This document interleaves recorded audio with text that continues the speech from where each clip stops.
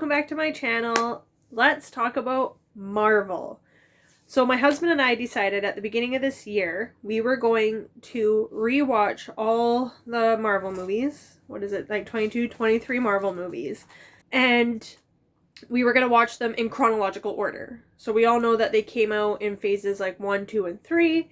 And they did not come out in chronological order, as Captain Marvel takes place in 1995, but came out between Infinity War and Endgame. So the timeline, and Iron Man 1 was the first one to come out, but Captain America is chronologically the first one.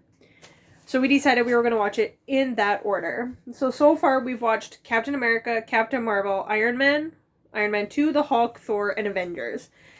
So my husband and I started dating in officially July of 2007, and Iron Man 1 came out in, I'm going to say, May of 2008. I never really cared much about going to see comic book movies. I had seen the first 3 Spider-Man, the Tobey Maguire ones, because other people were going to see them. So it wasn't something I was actively going to see. But I do like movies with good action and stuff, will keep me entertained. Growing up, one of my favorite movies was Armageddon. It might not have the best story in the world, but at that age, it was a good love story for me. And the relationship between the woman and her dad. I'm a daddy's girl, so that was like a heartbreaking thing in that movie and stuff. So like, I enjoyed it. I liked Armageddon. I enjoyed the Spider-Man movies. But Iron Man wasn't a movie I would go see on my own or like search out on my own. And back then we didn't have Netflix, but if we did and it came on Netflix, it's not something I'd be like, oh, that's a movie I want to see. So my boyfriend at the time wanted to go see it, so we agreed to go see it together. And there's that scene at the very beginning of the movie. There's the convoy of the army vehicles, and AC/DC starts playing, and my husband turns to me and he looks at me and he says, this is going to be a good movie. And lo and behold, it's one of our favorite movies, and it kickstarted the whole cinematic universe of Marvel and our love of those movies. And I'm not like a super geeky person. I've never read the comics or anything like that. So my thoughts and stuff like that aren't coming from, well, in the comic books this happens, but in the movie they do this. I just enjoy the movies. It's the cinematic universe, and yeah, and I like them. Oh, what was I going to say now? Okay, so in this, there will be spoilers. If you have not seen all the Marvel movies and you care about that, there will be spoilers in these videos. I'm going to do a little bit of a series because I don't want to talk about like 23 plus movies all in one video because I'm trying to keep these short. And so far, like, we have seen all the movies, but again, like, we're rewatching them now. So this is not, we have rewatched them a couple years ago, but we watched them like Iron Man 1, 2, and 3. Thor 1 and 2. I don't think Ragnarok was out when we watched it. So, like, we watched the Captain America movies together. We didn't watch them chronologically. So this is our first time watching it all the way through chronologically. And we've watched the first 6. So I think that's how I'm going to do these videos, is breaking it up between kind of the last movie being the Avengers movies. Roughly trying to break it up into about 6 movies per video. So, yeah, like I said, we started with Captain America. And I asked my husband, how many stars would you give Captain America at the end of the movie? And he said 7.8, and I was like, 5 stars out of 5. But he gave me the 7.8, so we're doing it out of 10, apparently. And Captain America takes place in between 1942 and 1943, so it's part of World War II. And how this ties in with books, just so you know, is I am planning on reading books. I've been searching, and I don't want to read comic books necessarily. I want to read novels. That kind of, if you like these movies, you might like this story. So there's a few movies that I'm like having a hard time finding books I want to read, but anyways, that'll be another video. The books I will get probably starting in February. Today's January 20th. So I'll probably get those in February and read those. So Captain America takes place in World War II. and they want to find out a super soldier serum, basically. So Howard Stark comes up in this movie, and this is the first time we also see Agent Carter, Peggy Carter, and Howard Stark comes up with this, or is part of the team that comes up with a super serum that makes Captain America, Steve Rogers, Captain America. And we also see Red Skull in this movie, and he is part of the scientific research development team for the Nazis. And they're also trying to come up with like this super serum, and they also have the Tesseract. The Tesseract is like self-sustaining energy cube.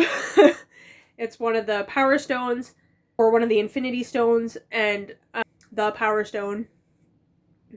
So we see Red Skull in this, in Captain America, and it's basically where Hydra comes out of this Nazi science camp.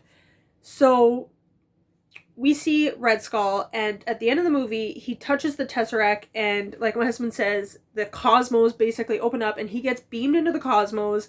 We don't know where, and we don't see him again for a very, very long time. And Captain America so he's got this Tesseract, and it's like, what do we do with this? This is, in the wrong hands, this is a weapon. In the right hands, it's a weapon. So he's heading for New York, I think. So he says, I'm going to take it down, and Captain America crashes it into the ocean, into like the Arctic, and to save the world. To at least save the city, like the New York or wherever it was headed. So, and then we don't see Captain America again for a long time. Chronologically speaking, we don't see him again for a very long time. So I think he's underground for 30 years or something. 40s. No, it's 70 years? Is that what it is? He's like 90 years old when he comes out. Anyways, I don't know why I was thinking 30. That would only be like the 70s. So I liked Captain America. A lot of people did not like it, but I thought it was a really good origin story. I love Captain America, Steven Rogers, as a character. I love just because he's from the 40s. He's got that old school, the morals and the values. I love there's little jokes in it throughout the following movies where someone says shit, and Steve Rogers is like language, and then Tony Stark is making fun of him because he thinks this is like a language thing. In Avengers, we see Captain America shows up again in Avengers, and Thor is there, and Loki, and there's that scene there in the plane, and Thor comes and steals Loki, flies off, and Iron Man comes, and he's off to go like get Loki back. And Captain America's like, well, now I gotta go. And Black Widow, Natasha Romanoff, says, you should sit this one out, Cap. And he said, like, I can't remember the exact wording he said, but she said he's a god. He's basically a god. And he said, there's only one god, ma'am, and I'm pretty sure he doesn't dress like that. And I love that. He's got those values and those morals, and the gentleman, I just like Captain America and Steve Rogers, and how he stays that way even though he's waking up like 70 years into the future. He's been asleep that whole time, so he hasn't like moved along with the times, right? But so even 70 years into the future, he still holds those values. And I like Steve Rogers, and I liked this origin story. I like when he's coming out of the movie theater in the very beginning of the movie. People are kind of like making fun of, because they're showing the scenes at the beginning, like the previews.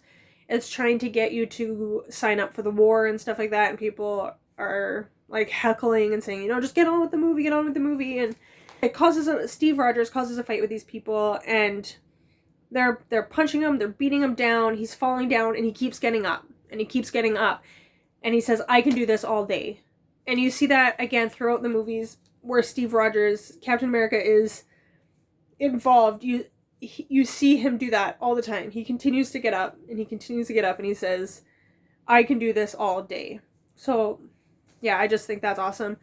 This Captain America is also where we see Bucky, and he dies on the train. He falls off a train, and we assume he's dead. But before that, he's captured, and Steve Rogers goes in to get these people out of where they've been captured. He goes in to get out the team, and we see Bucky. He's strapped on a table, and there's like machines around and stuff, and it's the Hydra area. So it kind of seems like they've already captured Bucky, and they want to do some kind of like mind control or something with Bucky, but he's not quite there yet.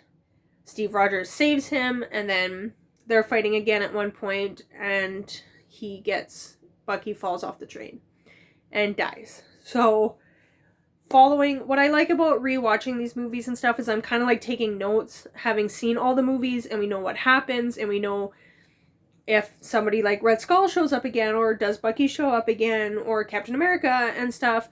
So we can make notes like, this is what happens, you see little like foreshadowings and stuff. So Bucky's story, I'm always like, okay, what's going on? What happened with him? How did he lose his arm? Like things like that, right? So we get introduced in Captain America. We get introduced to Agent Carter, Captain America, and Bucky, and the Red Skull, and a little bit of Hydra. The books that have come up for Captain America that I want to read is called Wolf by Wolf. I didn't write down who it's by, but I will link down where I found all these books, the list I was looking at.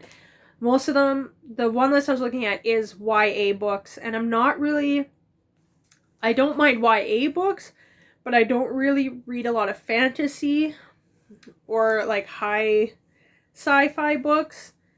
So I don't know what I was expecting going into looking for books that would be like the Marvel comics, because that's science fiction right there. But I also found another, it's like Alex something, author that basically takes the screenplays of these movies and puts them into books. So I might check out the first one, either Captain America or Iron Man, and see like, is it just like word for word basically of the movies, or is it a little bit different? Like, I know it'll follow the story quite closely, but I'm going to look at those too. But Wolf by Wolf is one that I'm going to read for Captain America. It sounded really interesting. So that's 1942 to 43, and then we jump ahead to 1995, where we're introduced to Captain Marvel. And we gave this a 7 out of 10 stars. One thing I don't like about Captain Marvel is she's so overpowered. And I like seeing strong women characters and that can kick butt and take names kind of thing. But she's so overpowered, and they weren't planning on making a Captain Marvel movie necessarily. So she doesn't show up in any of the movies prior to Endgame, because Captain Marvel, like I said, comes out between Infinity War and Endgame. But it's like all this stuff happens, like Avengers, when the Chitauri are coming and attacking New York. It's like, okay, where's Captain Marvel? Why can't we have Captain Marvel here? Or any of the other movies, really, like, well, not so much maybe Guardians of the Galaxy, but Age of Ultron, Civil War, Doctor Strange, Black Panther, all these movies that come out, it's like, well, where's Captain Marvel in this? So, but they kind of write it out as in she's protecting the galaxy, the universe, not just Earth. So they do write her out of it, and she's just so high powered. I do like her as a character, like as a person, she was good. Yeah, in this movie, we are introduced to Captain Marvel. I'm trying to remember her name. I know it's Danvers, but I'm trying to remember her first name. I could ask Google, but I want to remember it. I know it's Danvers because they find her name tag, like her dog tag, and it just says Veers, so she's been called Veers this whole time. We are also introduced to Nick Fury in this, and we are introduced to one of my favorite Marvel characters in this movie, and he only shows up for a few minutes in a few scenes, like beginning, a little bit in the middle, and then at the end. He doesn't really play a big part, but Phil Coulson, he's one of my all-time favorite Marvel characters that we first see the way they're released in Iron Man 1. But he's introduced technically in Captain Marvel. Phil Coulson, agent, shows up, and he's new to the job, and he's working under Nick Fury. And so we see that he started in 1995. We also see the Tesseract shows up again in Marvel. It's kind of weird. End of Captain America, they're searching the ocean for, I think, Steve Rogers, and Howard Stark's team finds the Tesseract, and Howard Stark kind of shakes his head and says, no, we don't, move past that. Don't pick it up, just leave it. And then it shows up again in Captain Marvel, and again later in Avengers it shows up and says that Howard Stark found the Tesseract and took it out. But, so, I don't know, plot holes, I guess. Yeah, there's not much really that I can think of to talk about Captain Marvel, but we find the Tesseract. It is eaten by the Flurgan goose, the orange cat. And apparently that is also how Nick Fury loses his eye, is by the cat. You see that the Skrull, my husband said in the comic books they're just bad guys, but in this it shows that they're not really bad guys, they're just trying to protect themselves, and it's really the Kree that are bad guys. So, and then we get to Iron Man 1, which takes place in it was released in 2008, but the list I found that showed which order to watch them chronologically put it as 2010, but I think it's supposed to be present time, so 2008 present time. But anyways, we're in the 2000s now. We gave this a 9 out of 10 stars. We are introduced again to Tony Stark, Happy Hogan, Pepper Potts. We see Agent Coulson again, and he is part of S.H.I.E.L.D. So S.H.I.E.L.D. is introduced even more in this.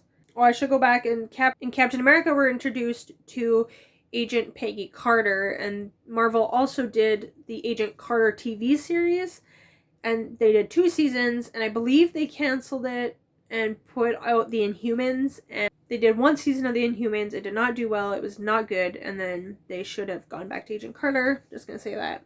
And we all know the story of Iron Man, I believe. If you haven't seen it, then don't watch this video, go watch that instead. We talked about how the evolution of Tony Stark from Iron Man to Endgame, and how even to just stopping at Avengers, how he's very cocky and egotistical, and he's the playboy billionaire. He's a genius. Like, he's so brilliant. He's building these suits. The very first Iron Man suit he builds in a cave under, like, with a gun to his head, basically. And he makes the chest piece with the arc reactor to keep the shrapnel away from his heart. That other scientist that he's with in the cave starts it off, basically, and then he puts the arc reactor in it. And he's in the middle of nowhere with very few materials. But we all know Tony Stark is a weapons developer. He sells weapons to the US Army. He's going to the Middle East, basically, to show off these weapons, and he gets caught by the opposing team, finds out they have all his weapons, and they're collecting his missiles and stuff. And so he sees that what he thinks he's doing good for the American army and giving weapons to the Americans, he sees how it's actually being used for bad. And he makes it back to America, and he says, that's it, we're not doing weapons development anymore. Done. We're not doing this. So I like that being a weapons developer has made him a lot of money. And when he sees the damage it's doing in the Middle East, and that guy in the cave with him, I'm sorry, I don't remember his name. He talks about his family and his wife and his daughter and wanting to go back to them, and he sacrifices himself to get Tony Stark out of the cave, and he says, my family's already gone and I'm going to see them now. And he dies, and Tony Stark sees that. And one of the reasons why this guy's dead is because of Tony Stark, because of the Stark Industries. And so when he gets back to the States, he says, that's it, we're not doing this anymore. And I like that even though this is something that's making him a lot of money, he still says, like, he still has a heart. He still cares enough. He's not completely egotistical and narcissistic. He's not completely self-centered. So, but Obadiah, the guy that took over the company after Howard Stark died, before Tony Stark was able to step in, of course, he wants the money, he wants the weapons development and everything, and you find out that he actually betrayed Tony Stark and all this stuff. And one of my favorite scenes of Iron Man is at the end when he stands up and they're like, just follow the cards, this is a press release, and he says, I am Iron Man, and he comes straight out and just says it. And that's a little bit more of the egotistical side of him coming through again and just being like, yeah, I'm a superhero. Actually, they don't call him a superhero. He calls himself a superhero. But we like Tony Stark. We like Iron Man.